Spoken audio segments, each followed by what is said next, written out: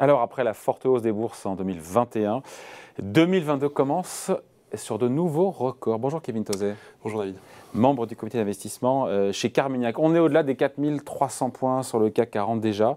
Est-ce que ça ne vous surprend pas alors que la vague Omicron est quand même assez fulgurante, hein? Alors oui, certainement. Après, il y a aussi des très bonnes raisons pour lesquelles le CAC 40 est au-dessus des 7000 points aujourd'hui. Voilà, 7003. D'où la question aujourd'hui, délirant ou justifié? On a voulu un petit peu, voilà, un peu mordant dans le titre, mais c'est ça l'idée. Alors c'est tout à fait, on va dire, justifié quand on voit le contexte extraordinaire qu'on vient de traverser. Hein. C'est-à-dire que pour la première fois, on a et une politique monétaire et une politique budgétaire qui marchent de consort, hein, qui avancent en même temps. Et ça, c'est quand même... Oui, mais un peu moins là. On est en phase de sortie, encore une fois, des politiques monétaires, à pas compter, mais quand même. C'est encore le cas. C'est-à-dire que, contrairement à ce qui se passe aux États-Unis, en zone euro en 2022, on aura une impulsion budgétaire qui sera positive. Un peu moins, mais néanmoins, elle sera positive, ce qui n'est pas le cas, ce qui est pas le cas partout. Et puis en termes de politique monétaire également, c'est-à-dire qu'on aura un petit peu moins de soutien monétaire, notamment via les achats de la Banque centrale européenne qui seront moins importants que ce qu'ils ont été par le passé, mais elle va néanmoins continuer à acheter des instruments obligataires. Et puis les taux d'intérêt, ces taux de dépôt, ils vont rester vraisemblablement là où ils sont pour une durée relativement longue. Là aussi, c'est pas le cas partout. Donc ça, c'est une raison qui explique la très bonne performance des marchés d'actions françaises. Ouais. Après, le pari des marchés, si j'ai bien compris, c'est que cette flambée des contaminations ne va pas faire dérailler la reprise économique. C'est ça qui est joué aujourd'hui par les marchés. Oui, enfin, aujourd'hui, il y a une partie de ça. C'est-à-dire que sur le court terme, ce qui est anticipé, c'est que voilà, le trou d'air qu'on pourrait voir au premier trimestre de cette année 2022, du fait des restrictions de mobilité, ça ne va pas peser outre mesure. Et il regarde au-delà de ça, et ce qui pourra se passer par la suite. Et donc, il n'y aura pas autant de dégâts en matière économique que ce qu'on aurait pu d'ailleurs redouter il y a cela quelques semaines, c'est ça aussi, hein? Oui, il y a de ça, et il y a aussi en fait assez peu d'alternatives. Hein. C'est-à-dire que là aussi, je reviens sur les marchés, sur les marchés de taux, mais quand on a des taux nominaux qui sont extrêmement bas, des taux réels qui sont encore plus bas, hein, là aussi, si on prend par exemple sur des maturités 10 ans, les taux réels allemands, ils sont en négatif, ils sont à moins 2%.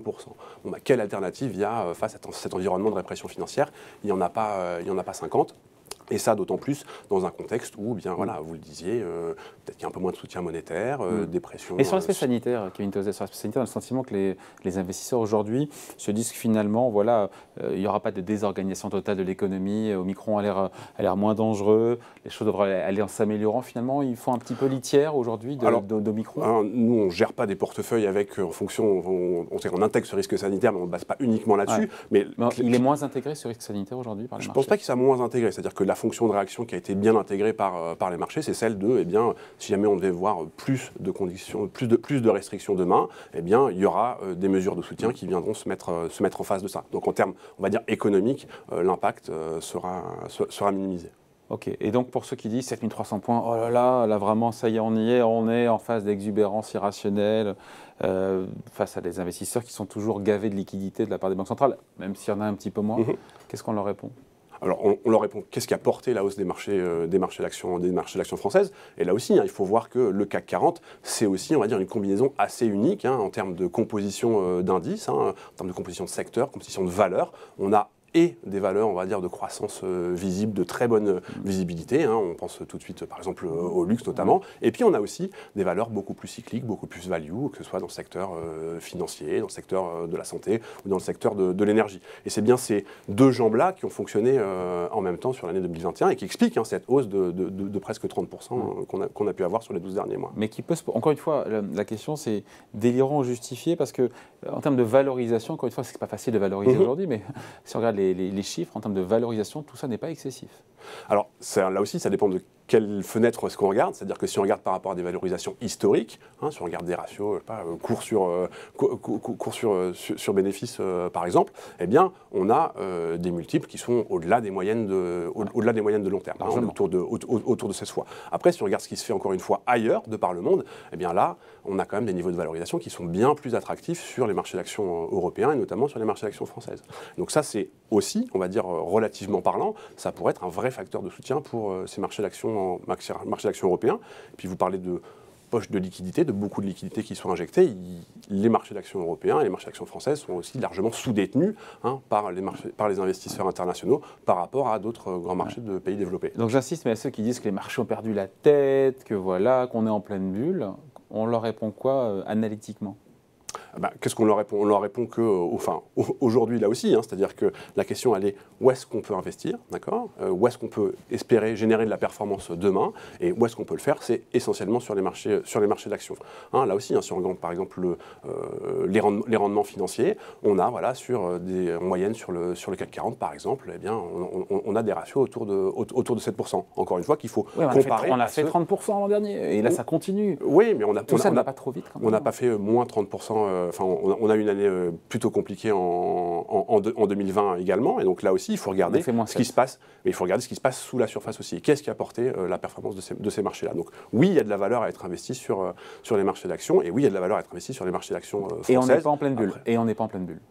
Pour l'instant, ça me semble pas être le cas. Clairement, la performance de ces marchés d'actions, elle a été portée par ces injections de liquidités, par ce soutien... Et par des profits aussi, qui ont rebondi. Bien sûr, par ce soutien budgétaire également, par des profits. Et tout ça, c'est, on va dire d'un point de vue fondamental, c'est tout à fait justifié. Et en même temps, les profits les bénéfices par action devraient progresser cette année encore, mais moins vite. Oui, alors évidemment, on a quand même une année 2021 qui était extraordinaire.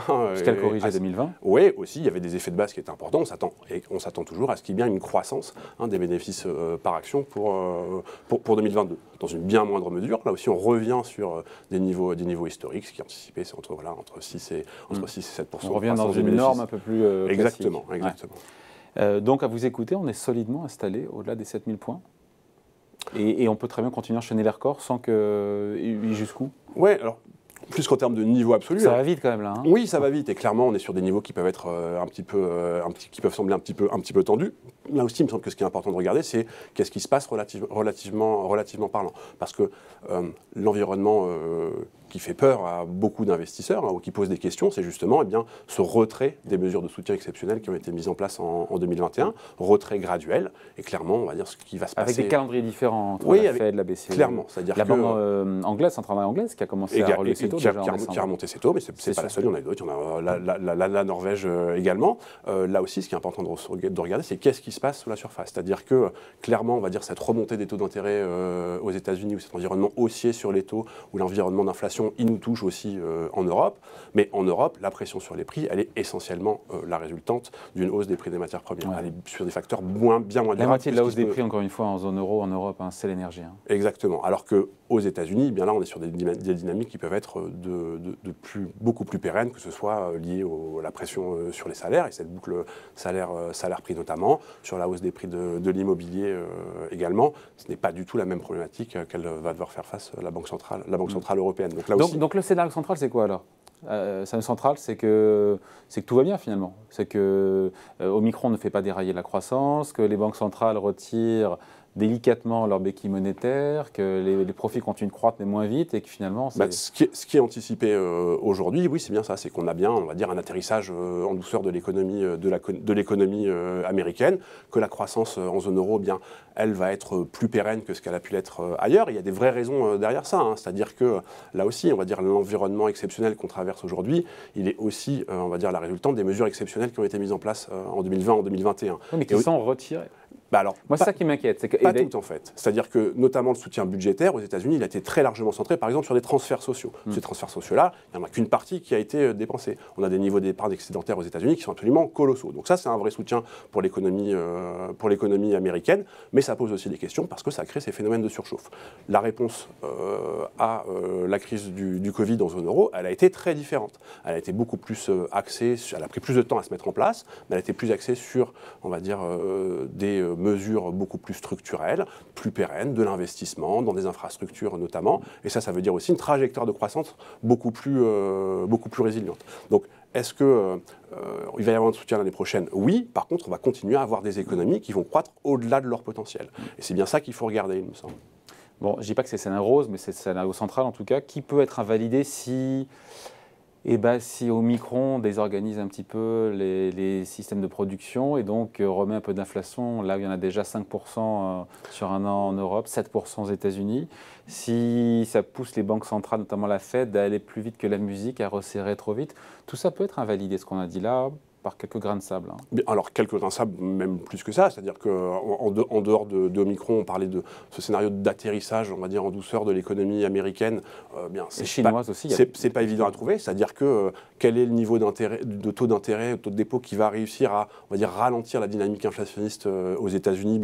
Quand on voit les publications d'inflation, il va être relativement élevé. Et pour autant, il ne faut pas qu'il soit trop élevé non plus pour pas non plus faire dérailler ou exploser certaines bulles ou venir chahuter trop fortement les marchés financiers. Donc ça, c'est un risque clairement. Il y en a un autre, c'est que, vous le disiez, il y a, on va dire, un retrait des soutiens macroéconomiques aux États-Unis, tant sur le plan monétaire que sur le plan budgétaire. Dans le même temps, ce qui est, on va dire, anticipé ou ce qu'on peut espérer, c'est qu'on ait des autorités chinoises qui commencent, elles, à relancer. Et donc, il y aura une forme, on va dire, de passage de relais entre la locomotive américaine et la locomotive chinoise.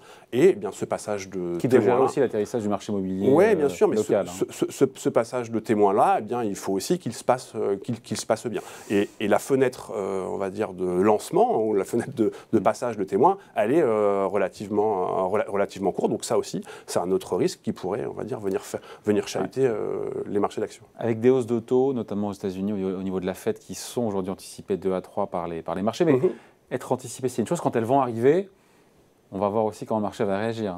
Oui, alors d'autant plus qu'elles sont signalées comme étant à 2% par les différents membres du FOMC. Mais alors par contre, ce qu'estiment les marchés, c'est beaucoup moins que ça. C'est plutôt autour de 1,5. Donc là, il y a un écart entre ce qu'anticipent les marchés à horizon 2024 et ce que nous envoie comme signal la Réserve fédérale américaine. Ouais, je lisais ce matin dans les Échos que le stratégiste Denis Gartman nous disait que 4 hausses de taux de la Fed pourraient coûter 10 à 15% aux actions américaines.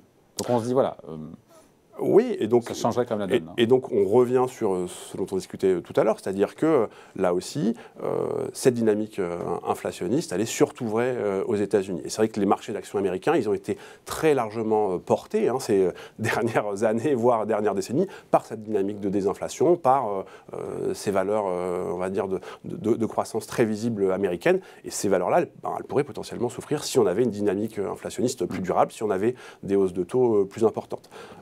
Et ça se ferait plutôt, encore une fois, relativement parlant, potentiellement en faveur des actions européennes et notamment des actions françaises qui, là aussi, bénéficient bien de cette, on va dire, de ces deux jambes-là. Kevin Tozet, on surveille quoi dans les prochaines semaines, dans les prochains mois? Je voyais hier que le 10 ans américain avait pris 10 points de base en fin d'après-midi à 1,60%. C'est quelque chose ce sera pas juge de paix, mais un clignotant regardé important? Alors, il y a plusieurs choses à regarder. C'est-à-dire qu'on a clairement vu, là, sur ces dernières semaines, alors là aussi, il faut aussi intégrer le fait qu'on avait des volumes relativement faibles, mais on a vu des taux européens aussi qui sont remontés, notamment sur les taux allemands, sur ces mêmes maturités. Ce à quoi on va vraisemblablement assister sur les semaines prochaines, ce sera sans doute un rattrapage un petit peu, on va dire relativement parlant, entre cette dynamique qu'on peut voir sur le 10 ans américain par rapport au 10 ans euro qui lui a pris un peu d'avance. Donc ça, c'est une chose à surveiller. Ouais. L'autre chose, on en a parlé, c'est bien les mesures de soutien que vont mettre en place les autorités chinoises. Et puis après, il y a un risque politique qui est en train de se matérialiser, en tout cas qui est en train de se réveiller. Chez nous, en France, c'est dans quelques mois.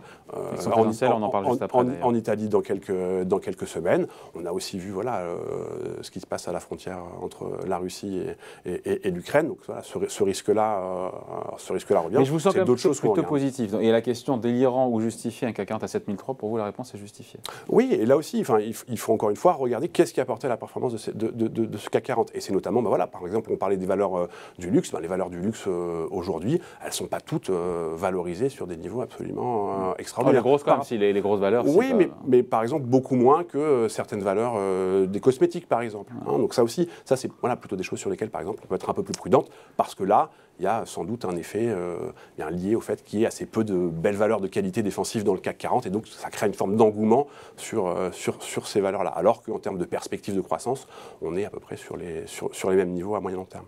Allez, donc Kevin Tozet qui est à l'aise avec ce CAC 40 à 7300 points, membre du comité d'investissement de Carmignac. Merci beaucoup. Merci. À bientôt. Salut.